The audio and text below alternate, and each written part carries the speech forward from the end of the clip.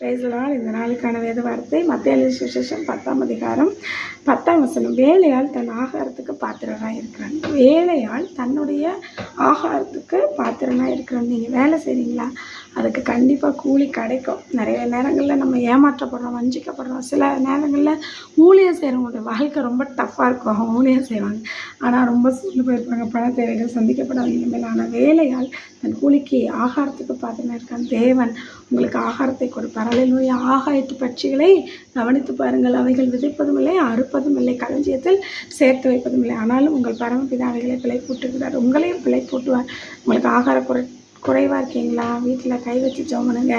எண்ணெயும் மாவையும் தொட்டு ஆசீர்வதித்து ஜெபம் பண்ணுங்க. அதில் முதல் பலனை கர்த்தருக்கு கொடுங்க.